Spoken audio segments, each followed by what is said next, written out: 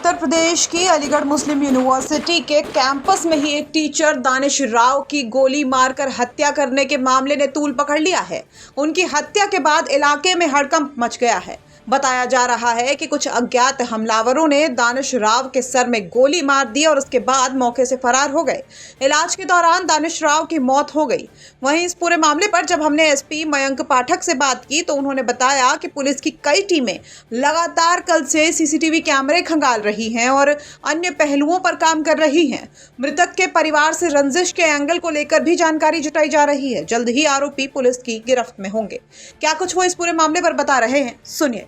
अलीगढ़ मुस्लिम university में कल library canteen के पास यूनिवर्सिटी के ही ABK यूनियन हाई स्कूल में पढ़ाने वाले दानिश राव की हत्या हो जाती है। सर में गोली लगने की वजह से उनका मर्डर होता है, जिसके बाद पुलिस व अन्य टीमें सक्रिय हो जाती हैं लगातार अपराधियों को पकड़ने के लिए। हमारे साथ ASP मयंक पाठक मौजूद हैं। इनसे जानते हैं कि हत्या के पीछे के कारणों का क्या वजह अभी तक लग पाया है और क्या आरोपियों की गिरफ्तारी या उनकी पहचान के बारे में कोई अभी तक क्लू इनको मिल पाया है। जी सर। देखिए, CCTV और सर्विलांस के अन्य माध्यमों के द्वारा संदिग्धों की शिनाख्त की गई है। तो उसमें हम अंडर डेवलपमेंट फेज़ पे हैं। उसके अलावा इनकी प्रायर हिस्ट्री तथा इनकी क्या अगर कोई रंजिश रही है नहीं रही है उसके बारे में भी कुछ इन्फॉर्मेशन मिली है जो अभी अर्ली डेवलपमेंट फेज़ में है, तो उसको भी डेवलप किया जा रहा है। उसके अलावा परिवार से भी पूछताछ करके और जानकारी इनके बारे में तथा इनके सहयोगी या इनका क्या और बिज़नेस वगैरह है उसके बारे में जानकारी करके उस एंगल को भी डेवलप किया जा रहा है। इसमें करीब 10 टीम लगी है। हमारी SOG सर्विलांस की टीम लगी है, थाना स्तर से टीम लगी है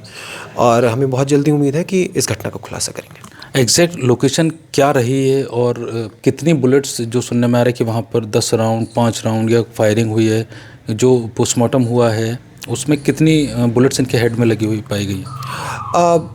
देखिए, अभी तो यही निकला है कि मल्टीपल बुलेट्स थी और जिस वजह से बुलेट इंजरी की वजह से उनकी डेथ हुई है। कितनी एग्जैक्ट संख्या बता पाना मुश्किल है, लेकिन फील्ड यूनिट द्वारा साक्ष्य संकलन कर लिया गया मौके पे, तो फॉरेंसिक इन्वेस्टिगेशन में इसके आगे तथ्य सामने आएंगे।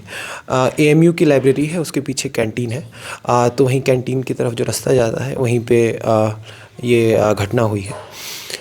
तो इसके बारे में और चीज़ें जैसे जैसे हमें पता चलेंगे मीडिया को बताएंगे।